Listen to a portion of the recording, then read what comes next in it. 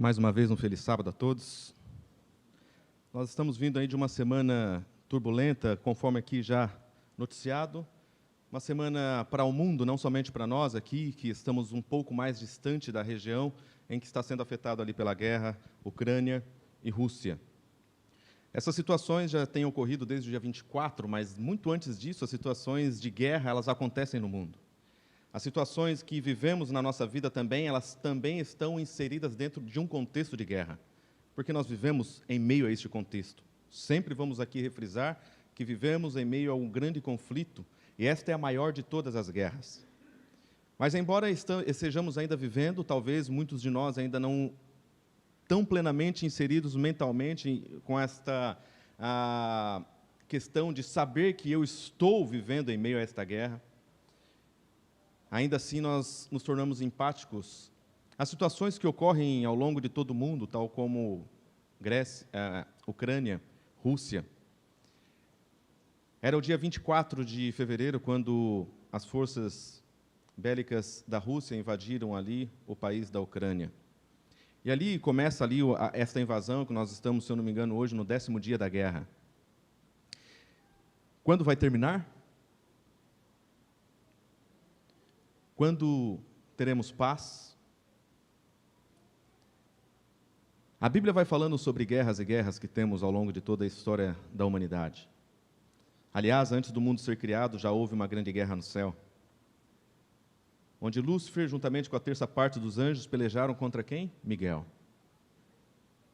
E ali a terça parte do anjo foi caída sobre a terra.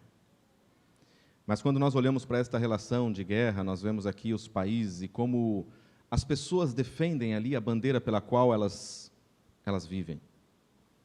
Estive pesquisando sobre estas questões relacionadas às bandeiras, às nações, e muitas coisas curiosas encontramos ali. Antes, porém, abra sua Bíblia no livro de Êxodo. Êxodo 17.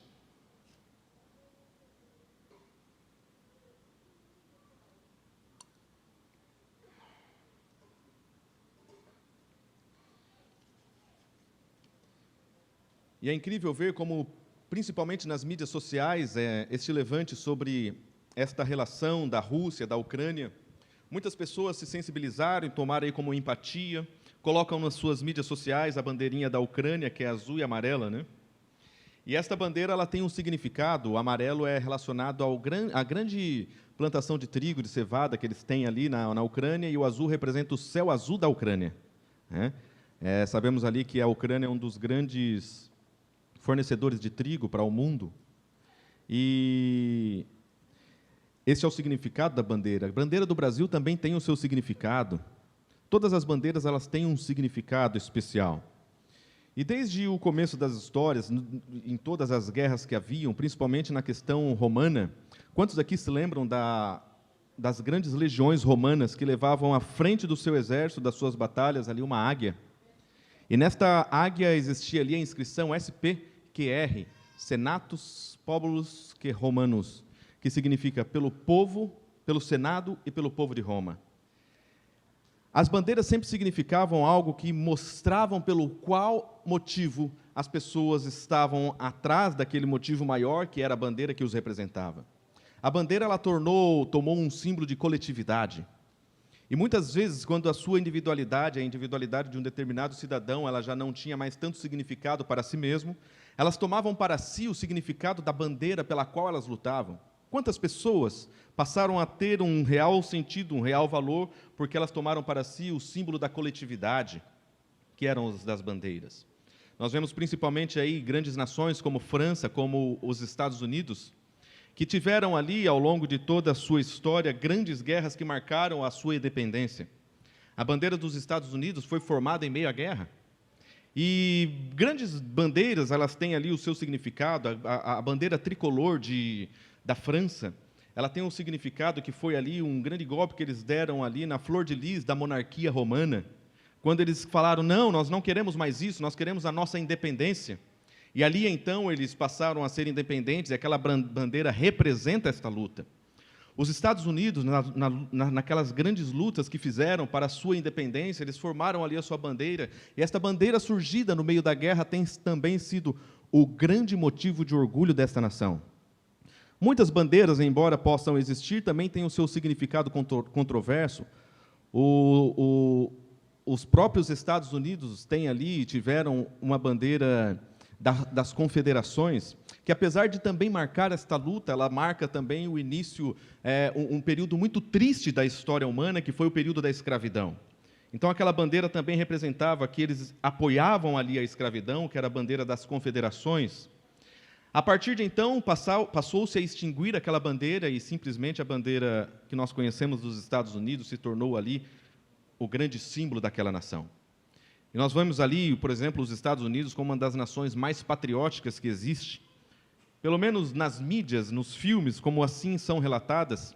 E existem fotos emblemáticas da guerra, onde os soldados americanos, após uma vitória contra o Japão, eles vão ali e fincam ali a sua bandeira. A grande União Soviética fincou também ali a sua bandeira quando conquistou ali a questão da derrubada do Muro de Berlim na Alemanha. Bandeiras tiveram o seu significado ao longo da história, e bandeiras representam informações, bandeira representa o coletivo. E nós sabemos a história dos grandes movimentos dos barcos piratas, quando muito longe as pessoas viam ali bandeiras negras em cima de barcos, eles fugiam porque sabiam que ali estava sendo avistado perigo, e talvez em muito pouco tempo eles seriam ali tomados por aqueles piratas. Bandeiras representam mensagens. Se nós formos à praia, em qualquer uma das praias aqui de Santa Catarina ou de Itajaí, nós vamos perceber que os bombeiros fincam ali no chão também as bandeiras, e elas têm uma mensagem dizendo: não nade aqui. Bandeiras. Mas, principalmente no sentido de guerra, a bandeira ela servia também para motivar aqueles que lutavam. A bandeira era um símbolo, uma forma das pessoas que estavam em guerra olhar para aquele símbolo e dizer: eu luto por aquele significado, por aquele coletivo, esta bandeira me representa. As pessoas fazem isso com times, elas se envolvem em bandeiras de determinados times e lutam e brigam por aquilo. Elas têm ali as suas lutas porque elas defendem algo que não parte delas, mas do coletivo, a bandeira. Aqui no livro de Gênesis, nós vamos ver também um relato sobre uma bandeira. E esta bandeira ela vai estar falando também sobre esta relação que temos também nós, como povo de Deus, com uma bandeira. Êxodo capítulo 17. Bandeiras, bandeiras, sempre fizeram parte e sempre farão parte da história da humanidade. Na guerra também surgiu a história da bandeira branca. Quantos aqui conhecem a história da bandeira branca? O que significa uma bandeira branca? Paz, trégua. Muito bem, Lidiane, as duas palavras, paz e trégua. E sabe como surgiu esta questão da bandeira branca? Foi na guerra. Quando existia ali a guerra, os conflitos, as pessoas estavam ali lutando, mas chegava num certo momento, em que haviam muitos feridos no campo de batalha, chegavam ali as pessoas que cuidavam desses feridos, e eles vinham ali então com as suas hastes, aqueles panos brancos para levar ali naquelas macas, mas eles não tinham bandeiras, e eles pegavam essas mesmas hastes que levariam ali os feridos, amarravam e mostravam: olha, nós não estamos com armas, estamos aqui com as bandeiras. E eles então paravam a guerra porque sabiam o seguinte: ali nós vamos esperar porque os feridos serão retirados. Era uma trégua, era um momento de paz, era um momento em que talvez o inimigo dissesse também: eu estou desistindo deste conflito, bandeira branca, nós não queremos mais lutar. Tudo isso surgiu dentro de um contexto de guerra, e dentro de um contexto de guerra também, no povo de Deus, no povo de Israel. Êxodo capítulo 17, abra sua Bíblia no verso... Êxodo 17, verso 15. Ali vai ter uma relação sobre algo interessante dentro dessa história. Ali diz que o povo estava caminhando, quando, de repente, o povo sentiu sede. O capítulo 17 fala sobre este relato. E o povo murmurou contra Deus e disse: Senhor Deus, como que nós vamos aqui saciar a nossa sede? Aqui só tem areia, aqui só tem pedra, aqui só tem calor, nós vamos morrer aqui. Mas o povo então, ao clamar, ao murmurar, Moisés intercede pelo povo, e aquele povo então recebe uma ordem, vinda do próprio Deus, dada a Moisés: Moisés, pegue o seu bordão, você vai ferir a rocha, e da rocha vai sair água. O interessante é que Deus colocava nas mãos de Moisés um bordão, algo tão simples, um pedaço de madeira. E aquele bordão foi por muitas vezes servido como um sinal da presença de Deus entre o povo. Foi com aquele bordão que Moisés castigou ali o Mar Vermelho, para que o Mar Vermelho se abrisse e o povo de Israel pudesse passar a seco. Com aquele bordão foi ferida a rocha, e da rocha saiu água. As pessoas mataram ali a sua sede e puderam sobreviver por aquele dia, por aqueles tempos, enquanto ali caminhavam. O bordão de Moisés ali vai dizendo sobre mais um relato. Diz que logo após eles terem saciado a sua sede, diz ali o Senhor que pede a ele, olha, tome o seu bordão. E ali diz que Moisés, ao perceber que haviam exércitos vindo ao seu encontro dos amalequitas, ele percebe que haveria um confronto, ele então toma ali as suas decisões. Verso 8, então veio Amaleque e pelejou contra Israel em Refidim. Com isso ordenou Moisés a Josué, escolhe-nos homens e sai a peleja contra Amaleque, porque amanhã estarei eu no cimo do outeiro, e o bordão de Deus estará na minha mão. E olha que interessante, fez Josué como Moisés dissera, e pelejou contra Amaleque. Moisés, porém, Arão, Ur, subiram ao cimo do outeiro. Ali diz que num momento em que o povo de Deus estava numa determinada região, quando haviam acabado de presenciar um milagre, que era a água sendo jorrada através de uma pedra, a sede sido saciada, diz ali que naquele momento os amalequitas vêm ao encontro do povo de Israel e disseram, nós vamos matar vocês, nós somos os seus inimigos. Os amalequitas eram descendentes de Esaú, povo inimigo de Deus, e vieram ao encontro. Eles desconsideraram toda a história do povo de Israel, desconsideraram que havia Deus tirado aquele povo escravo do Egito com a mão forte, que o Mar Vermelho havia sido aberto, de que durante a noite uma nuvem de fogo protegia para que o povo não morresse congelado, e durante o dia uma nuvem protegia do calor aquele povo querido de Deus. Eles desconsideraram isso tudo, e Deus então estava à frente do povo de Israel, porque o povo de Israel servia ao Senhor. E diz que naquele momento Moisés passa ali as ordens para o povo. Não era simplesmente dizer, o Senhor está à nossa frente, o Senhor vence as nossas batalhas. Eles tinham uma parte a desempenhar na guerra. Uma guerra não deveria simplesmente ser travada por Deus, apesar de que todas as vitórias eram dadas pela mão forte do Deus poderoso que temos, que eles tinham.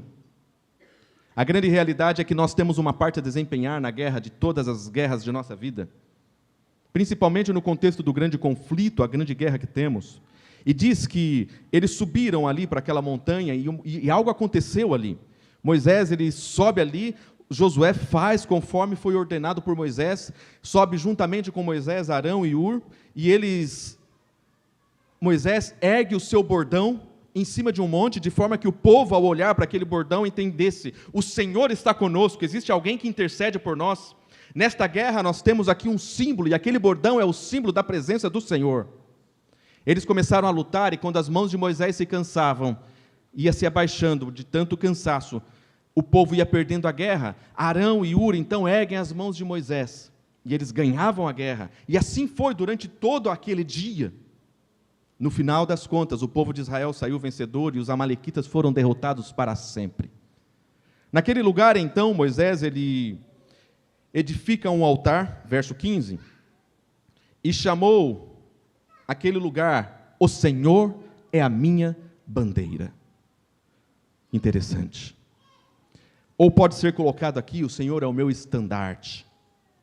O Senhor é aquele que me guia, o Senhor é a motivação da minha vida, o Senhor vence as minhas batalhas, o Senhor é tudo quanto eu necessito. Ele é o meu estandarte, Ele está à frente da minha vida. Quando alguém olha para mim, eu estou olhando para Cristo Jesus, e a minha vida se motiva por aquilo que eu tenho contemplado. Nós somos transformados pela contemplação. Não existe como seguirmos uma vida contemplando grandemente algumas coisas nesta vida, e dizer que eu não vou ser influenciado pelas coisas que eu contemplo, pelas coisas que eu mais admiro. Dentro de um contexto de guerra, muitas pessoas vão estar batalhando, muitas vezes alguns soldados vão cair, muitas vezes alguns soldados vão deixar de lutar porque não podem mais. Nós vamos nos levantar ensanguentados, feridos também, mas ainda teremos força para lutar. Vai correr a situação de muitas vezes nós pensarmos, estou sozinho na batalha. Mas quando nós olhamos lá, em meio à grande batalha, o baluarte de Cristo Jesus, o estandarte, a bandeira de Cristo, isso deve nos motivar, ainda que para isso nós tenhamos de dar a nossa vida em meio à batalha, mas olhando fixamente com os olhos em Cristo Jesus. Moisés, ele coloca aqui, entendendo que não existia uma outra razão pela qual eles venciam as batalhas. Aqui é colocado, o Senhor é minha bandeira, não é a minha força, não é a minha expertise. Mas ali, o símbolo de Cristo Jesus era uma pequena vara, uma pequena madeira, um bordão. Algo simples, sem nenhuma lisonja humana. E Deus se manifesta nas coisas simples da vida. Os maiores milagres de Deus foram manifestados através de coisas simples. Através de pescadores, através de pessoas desvalorizadas e marginalizadas pela sociedade. Deus é a minha bandeira. O que temos nós carregado durante a nossa vida e quais têm sido as nossas bandeiras no mundo em que levantam tantas bandeiras?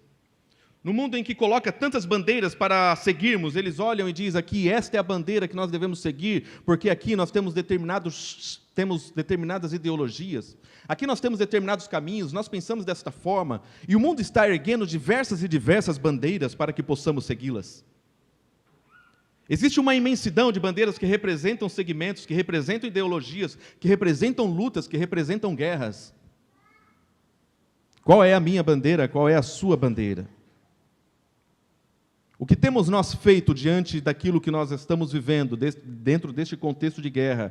Qual é a nossa visão e pelo que temos nós lutado? A realidade é que nós estamos vivendo no limiar dos tempos. O início do final de todos os tempos, ainda assim existe um pequeno tempo para todos nós. Nós não estamos ainda 100% no final de todas as coisas. Porque, aliás, nós estamos aqui e ainda temos o poder do Espírito Santo impressionando o coração de cada um de nós. Se você está aqui é porque o Espírito Santo do Senhor impressionou para que você pudesse vir aqui. Porque tem um motivo, porque tem um objetivo de Deus para a sua vida, para a minha vida, ao virmos aqui na igreja. E ouvirmos abrir a palavra do Senhor e ouvirmos Deus falar conosco.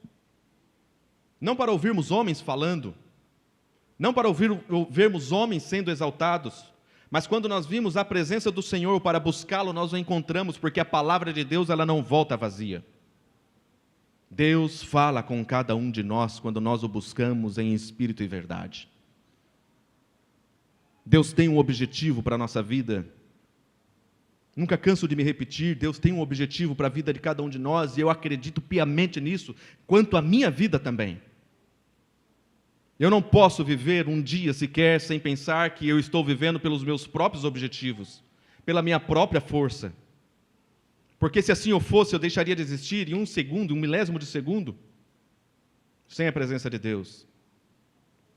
A realidade é que, durante toda a história do povo de Israel, Deus esteve à frente deles. O livro de Deuteronômio, capítulo 1, verso 30, diz ali sobre uma realidade de quando o povo chegou para tomar ali a Canaã, eles enviaram os espias, o povo ficou com medo. E ali no verso 1:30 diz ali que o povo de Deus havia recebido o recado de que Deus iria à frente, venceria as batalhas por eles. Mas existia uma parte do povo de Deus a desempenhar. Não era simplesmente o povo ficar sentado do lado de cá do Jordão e dizer, Senhor Deus, vença as minhas batalhas ali. Eles tinham de pôr o pé na água, eles tinham de atravessar o Jordão. Eles tinham de pegar na espada, eles tinham de ir à luta.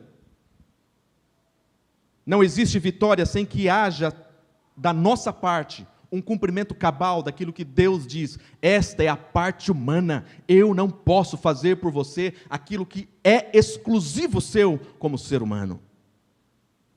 Deus opera os milagres, os impossíveis da humanidade. E muitas vezes nós deixamos de fazer as coisas possíveis da humanidade, porque nós nos preocupamos com os impossíveis que correspondem e remetem e são exclusivos de Deus.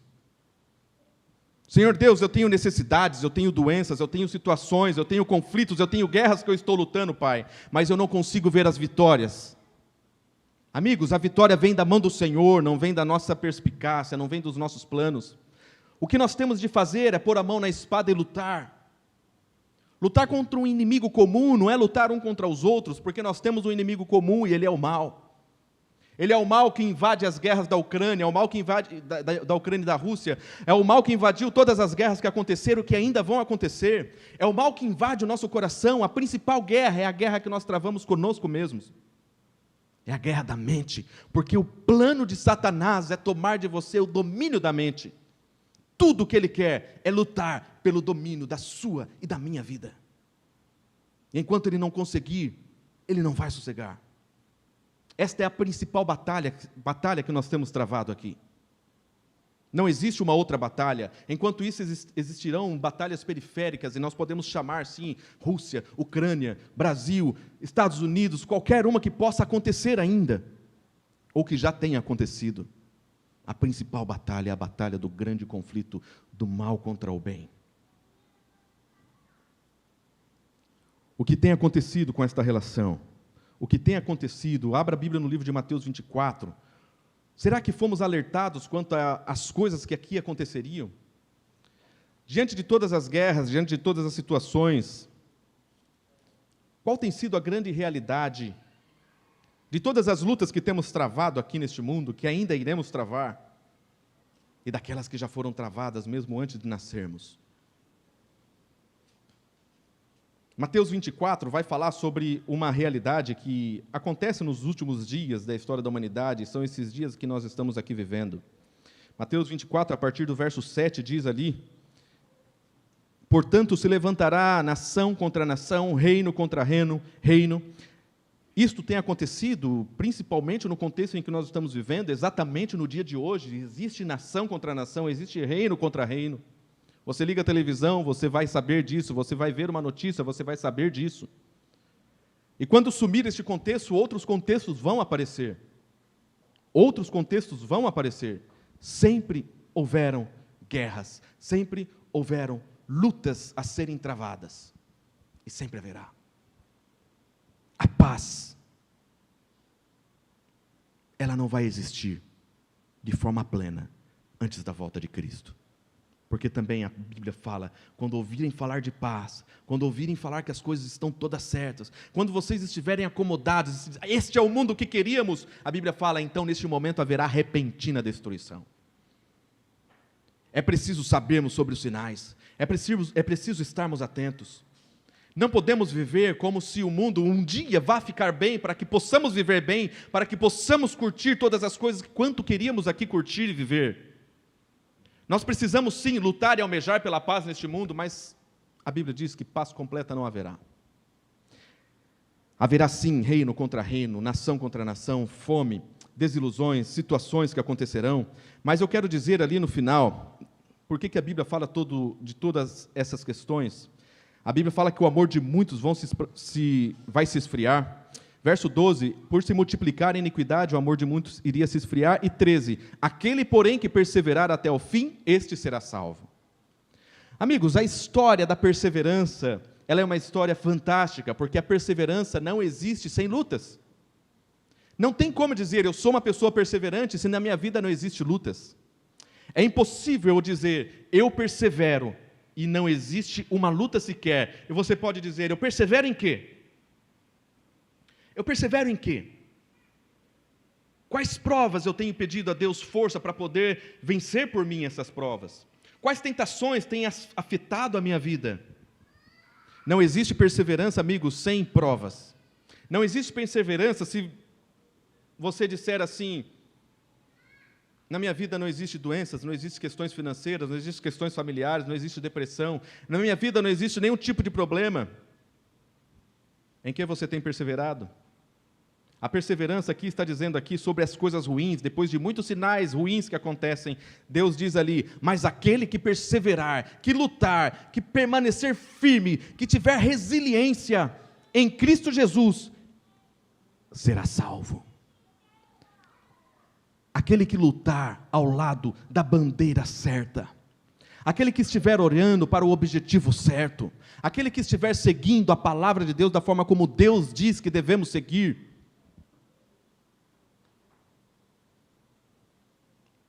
o que perseverar será salvo.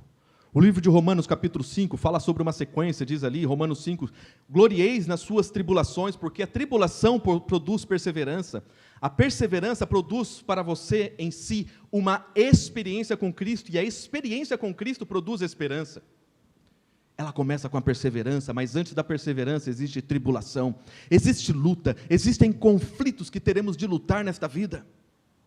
Fora os conflitos que o mundo já tem lutado por si só.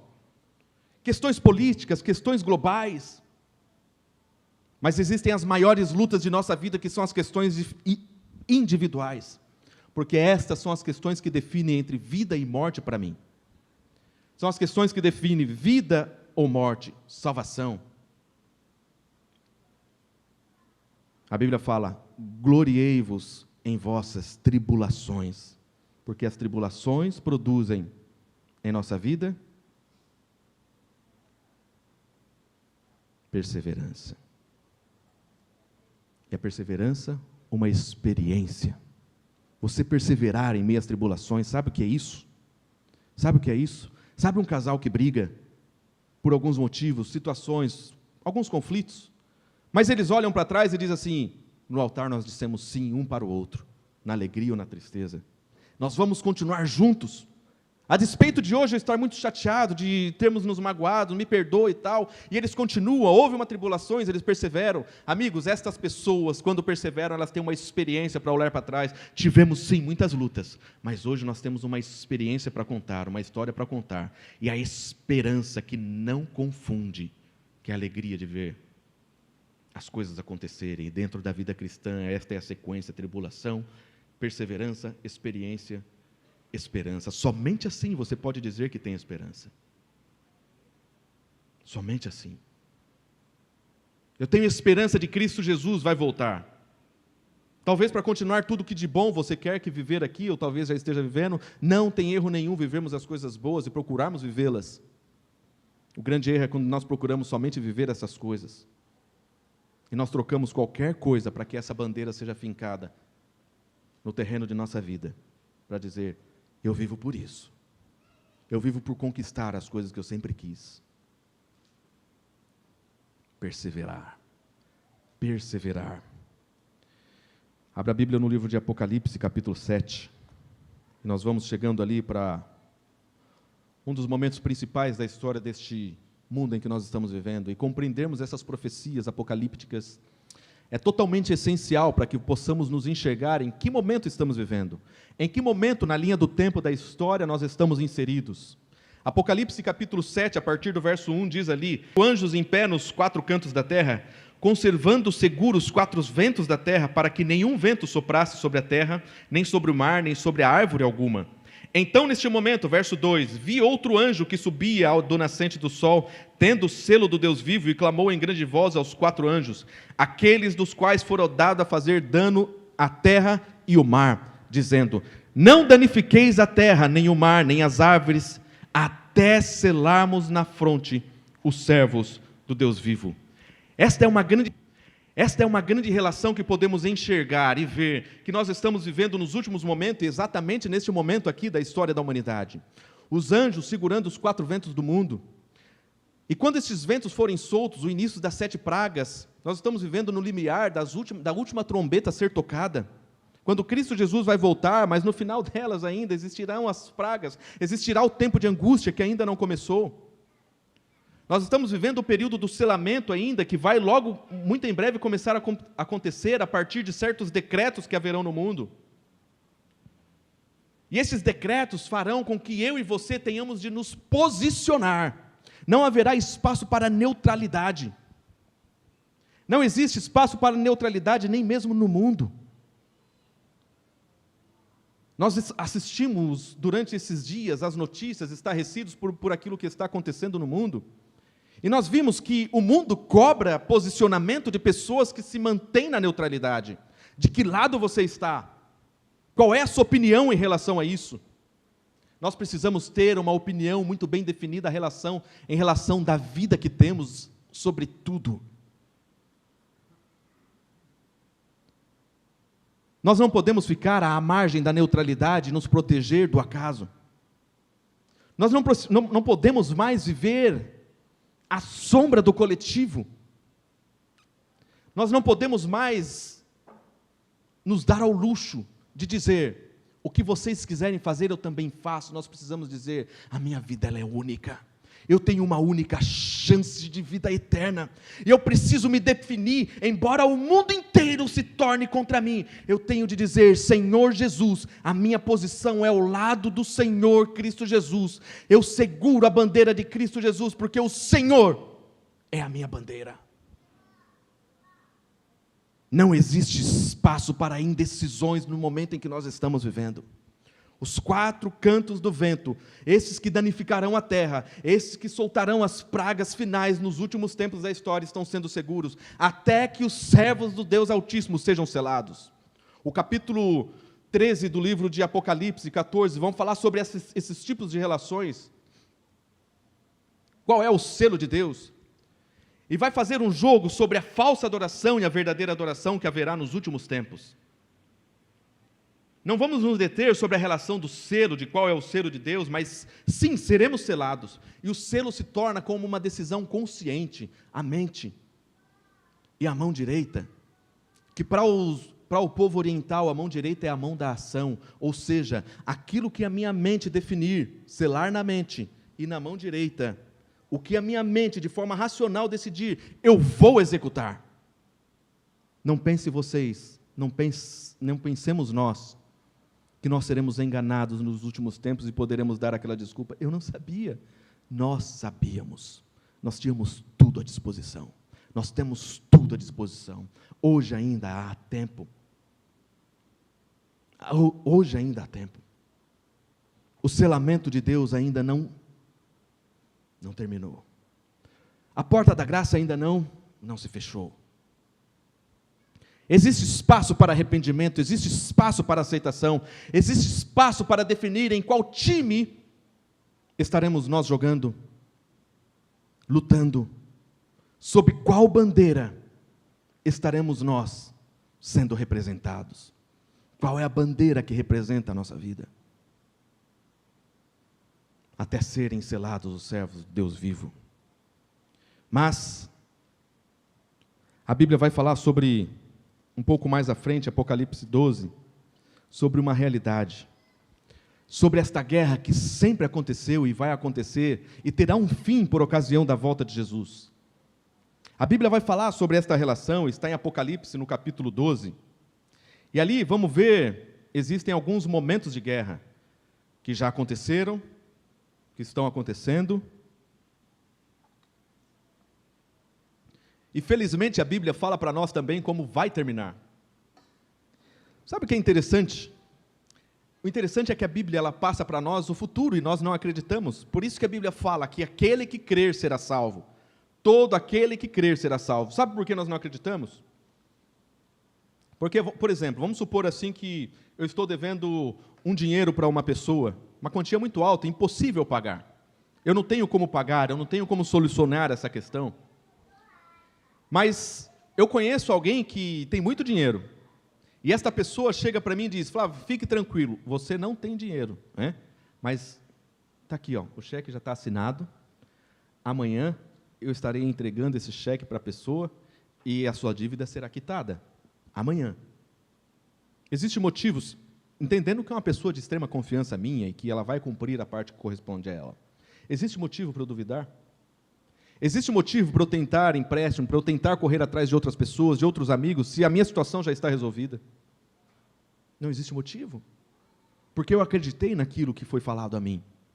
A menos que eu não acredite, eu vou procurar de todas as formas viver aquilo que Deus pediu para eu não viver.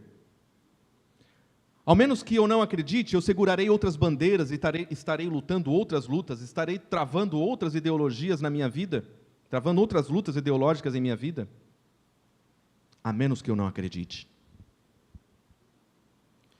Apocalipse 12, a partir do verso 7, 8 e 9, vai falar sobre o primeiro momento de guerra que houve na história, pelo menos no que corresponde à nossa história, e esta guerra foi a guerra no céu. Seja no céu, Miguel e os seus anjos pelejaram contra o dragão, também pelejaram o dragão e seus anjos, todavia não prevaleceram.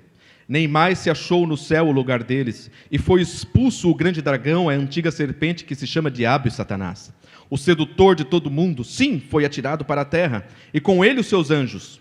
Aqui fala sobre a primeira guerra que houve no céu. O Apocalipse 12 vai falar sobre vários momentos de guerra, no mínimo 4. E o primeiro deles está dizendo aqui que houve uma grande peleja no céu, Miguel e os seus anjos pelejaram contra o dragão, que é Satanás. Todas as vezes em que na Bíblia você vir o nome de Miguel escrito, você pode ter certeza que Miguel é Cristo Jesus lutando em defesa dos seus. Toda vez que você ver aqui Miguel e seus anjos, então se é Miguel, é Jesus lutando pela humanidade. Aqui, desde o céu, desde antes do inimigo ser atirado à terra, existia um Deus que defendia os seus. Um Deus que entendia que aquele mal poderia se alastrar, de que Adão e Eva tomariam ali do fruto, porque pecariam contra o Senhor, e teriam de ser expulsos, de um plano de redenção seria estabelecido. Aqui fala de um Deus que lutou contra o mal desde o princípio, Miguel e os seus anjos. Nós vamos continuando aqui a leitura e vamos para o verso 13. Em sequência, depois dessa queda de Satanás e seus anjos serem atirados aqui para a terra. Um outro contexto de guerra, quando, pois, o dragão se viu atirado para a terra, perseguiu a mulher que dera luz ao filho varão. E aqui vai falar sobre a geração da mulher. Quem é a geração da mulher? Cristo Jesus. Lembre de Gênesis 3, capítulo 15, porém, inimizade entre você e a mulher, você vai ferir o calcanhar, e o descendente da mulher vai ferir a cabeças, feridas mortais. E aqui está dizendo o livro de Apocalipse, capítulo 13, que o dragão se viu atirado para a terra, e começou então a perseguir a mulher. A mulher, na verdade, dentro da linguagem apocalíptica, é a igreja de Deus, é o povo de Deus. Mas a mulher aqui que diz, ela que dera a luz a um filho varão, é o próprio Cristo Jesus. E aqui se refere à guerra do próprio Satanás contra Cristo Jesus, que foi travada na cruz, levando a morte de Cristo Jesus na cruz, e também decretada a vitória de Cristo Jesus sobre Satanás na cruz. Verso 14, e foram dadas à mulher as duas águias, para que voasse até o deserto e ao seu lugar, aí onde é sustentada, durante um tempo, tempos e metade de um tempo, fora da vista da serpente. Este verso 14 aqui está simbolizando a guerra que foi contra a igreja primitiva ao longo dos séculos. Houve um período de perseguição ferrenha contra a igreja cristã primitiva. Isto aqui havia sido relatado no livro de Apocalipse, capítulo 12, dentro deste verso, que houve uma guerra no céu, os anjos foram expulsos, eles vieram pelejar contra o próprio Cristo. Cristo foi morto na cruz pelos nossos pecados, mas venceu a morte.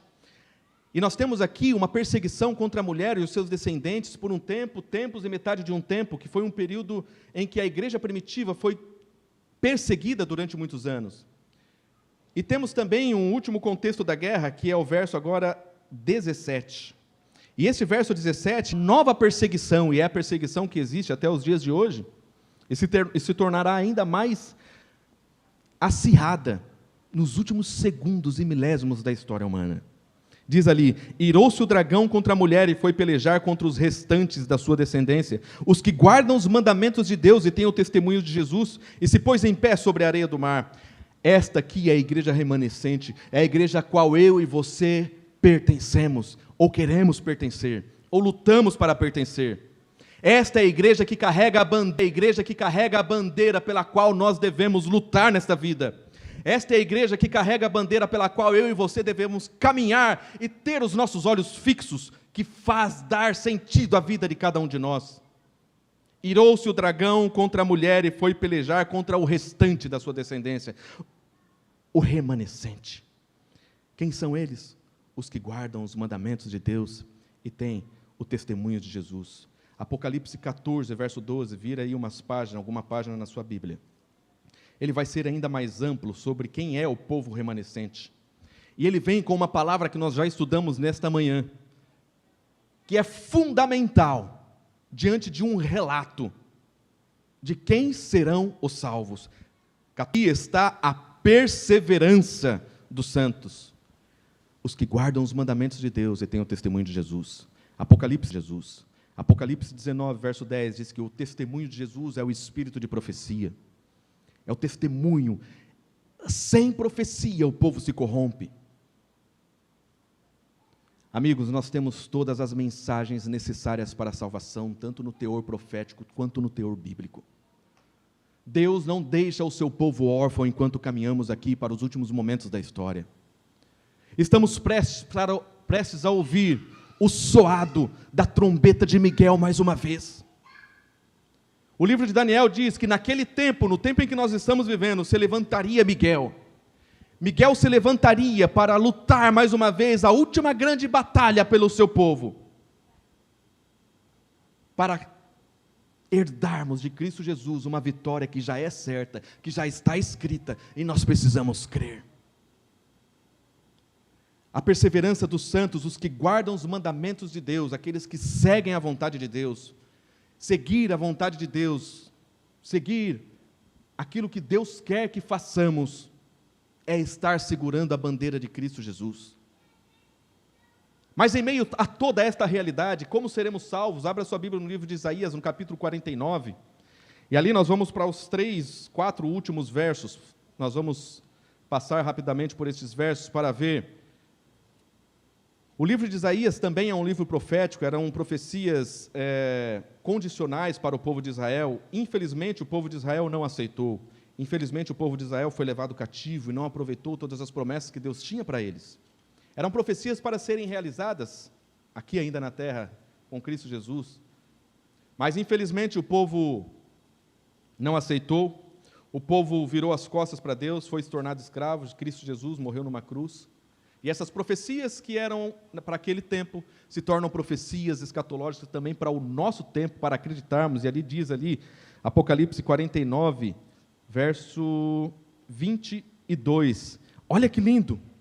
Isso daqui fala sobre uma profecia em que Deus estava prometendo para o povo de Israel: meu povo, eu vou restaurar o reino de Israel.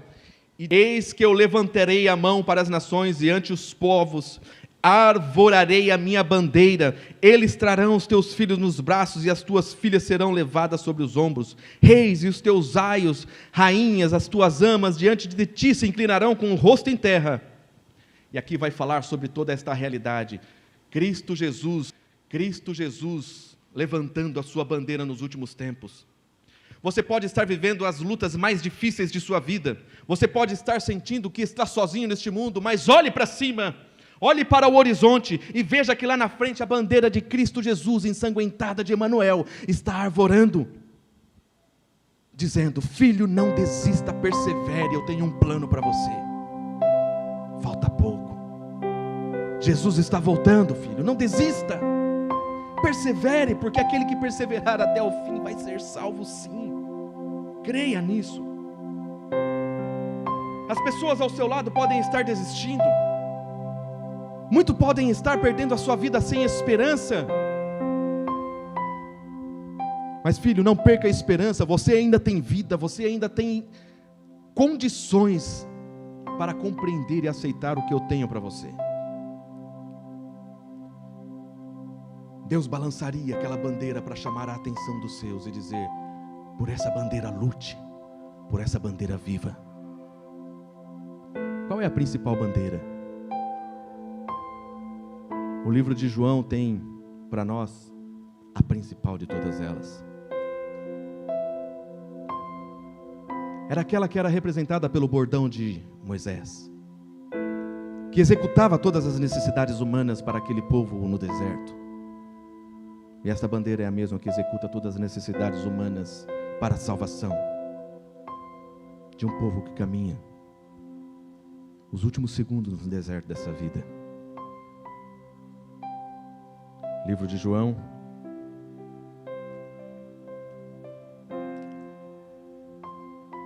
capítulo 12.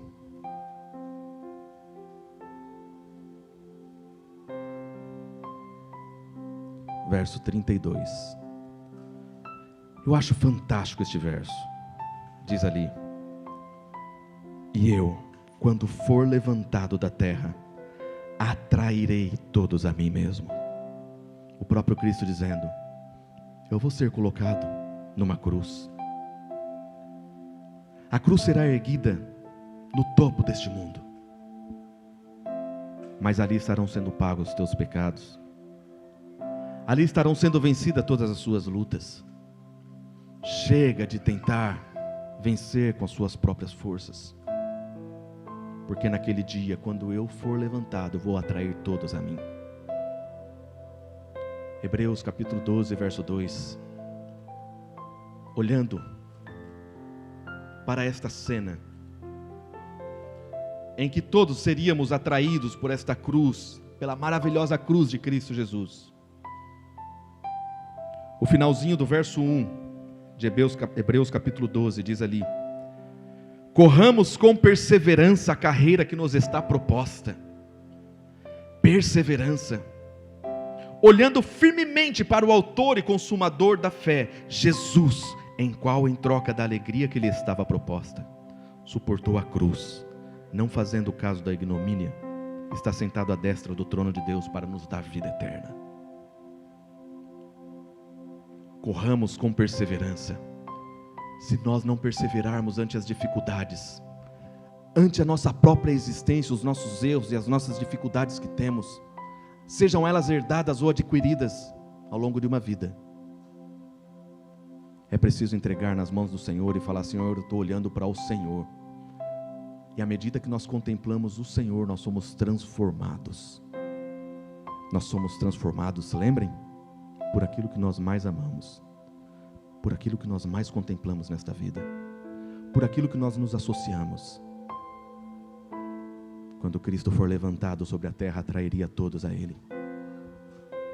A cruz de Cristo atrai a sua vida. Cristo Jesus tem atraído a sua atenção, o seu olhar, a sua mais nobre decisão. Corramos com perseverança a carreira que nos está proposta. Não desistamos.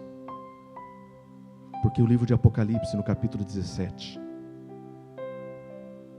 tem algo que para nós está escrito.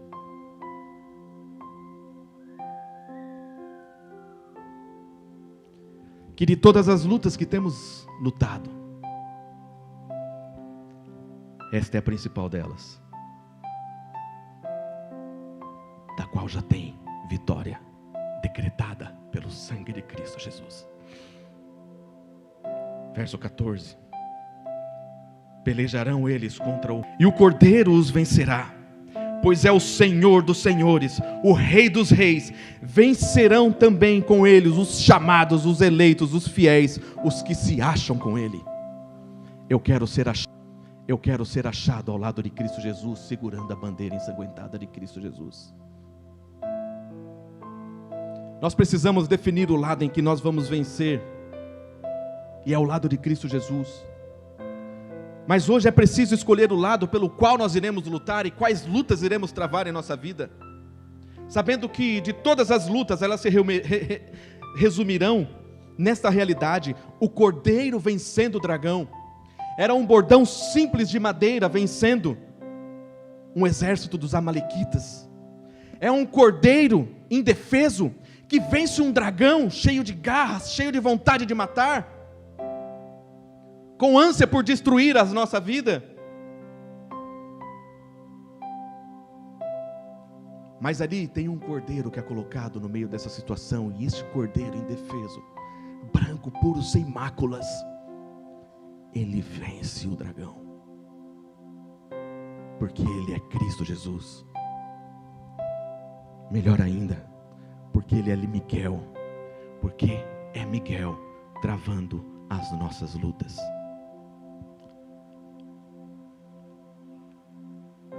Nós não pertencemos a este mundo, amigos.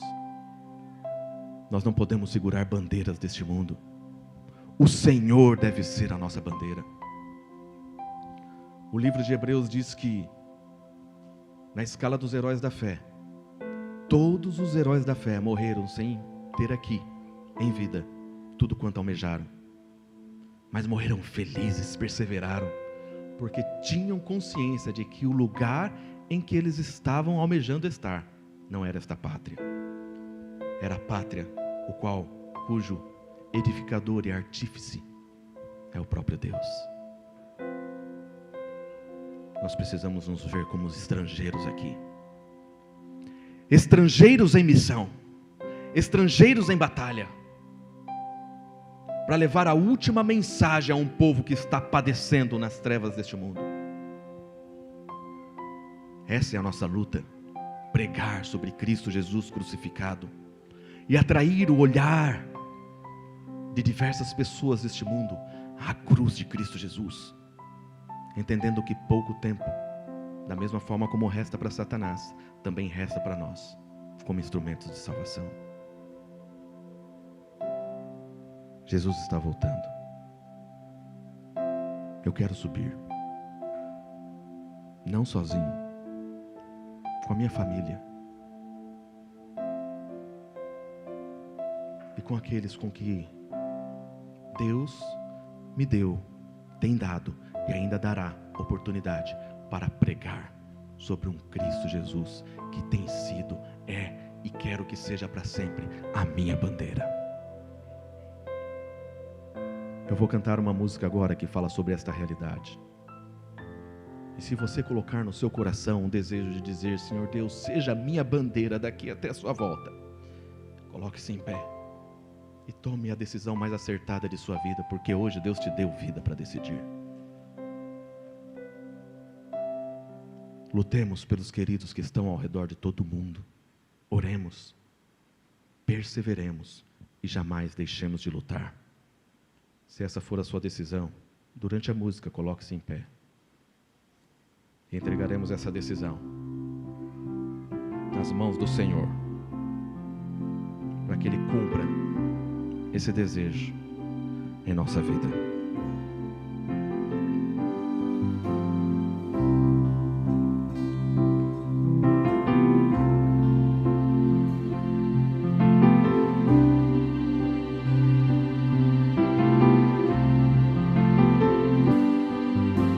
Sou estrangeiro e estou por aqui de passagem. Longe estou do meu lar. Sei que este mundo onde vivo não me dá mais motivo para sorrir ou cantar. Mas hoje o meu coração quer cantar, pois em breve voltarei pro meu lar. Eu canto agora mais forte, pois nem mesmo a morte poderá nos parar. Vou voltar para onde é meu lugar. Vou morar junto à fonte do amor. Eu espero esse dia chegar, quando Cristo virá me buscar para viver no lar.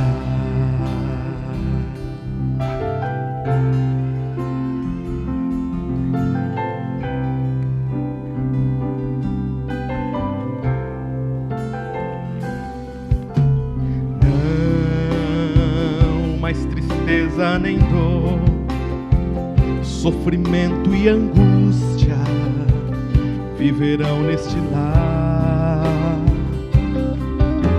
Só o louvor e a alegria, muita paz e harmonia poderão lá entrar.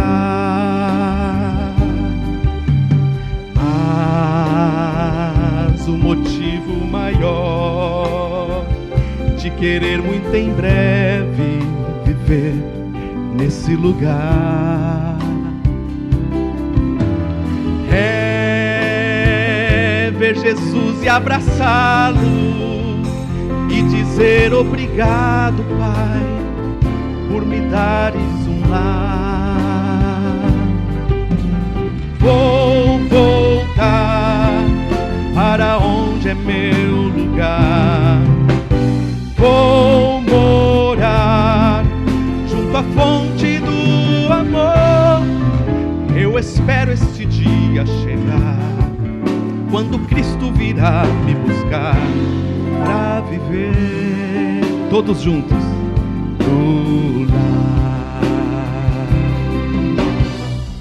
Cantarei com aqueles que foram estrangeiros como eu e você, mas viveram com fé na promessa e venceram o mundo também.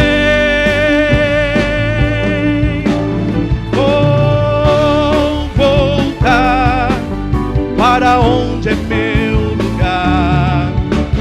Vou morar junto à fonte do amor.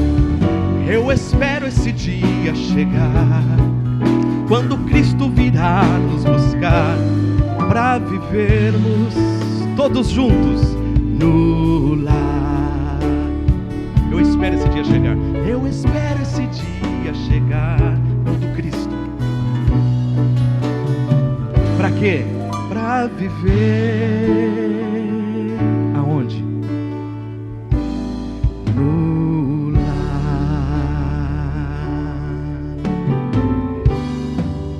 Senhor Deus, o Senhor é a nossa bandeira. Realize o nosso maior sonho de um dia estar ao lado de Cristo Jesus, poder abraçá-lo e entendermos que a maior de todas as vitórias já foi ganha por Cristo Jesus na cruz, e vivermos eternamente ao seu lado, Pai. Ajude-nos nessa decisão de vivermos olhando para o Senhor, o autor e consumador de nossa fé, por todos os dias de nossa vida. Senhor Jesus, nossa bandeira, em nome dele pedimos e agradecemos. Amém.